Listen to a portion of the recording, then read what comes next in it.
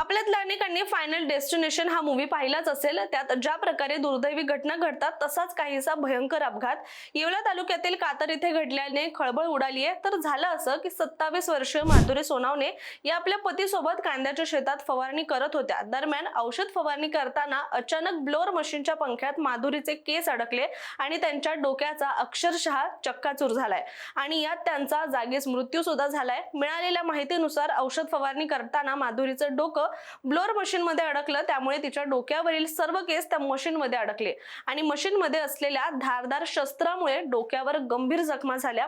ही दुखापत इतकी भयंकर होती की माधुरीचा जागीच मृत्यू झालाय। दरम्यान माधुरी आपल्या पतीसह कारणी इथे राहत होती आणि फक्त 1 एकर शेत जमीन असलेले सोनावणे कुटुंबीय अल्पभूधारक असून ते त्यांच्या शेतात कांद्याच्या पिकाची लागवड करतात। बदलत्या हवामानामुळे कांद्यावर विविध रोगांचा फटका बसला आहे, त्यामुळे ती तिच्या पतीसह ब्लोअर मशीनच्या सहाय्याने कांदा पिकांवर फवारणी करण्यासाठी शेतात गेली होती आणि त्याच वेळी मशीनमध्ये पाणी टाकत असताना ही दुर्घटना घडल्यानं अनेकांना फायनल डेस्टिनेशनचे सीन आठवलेले।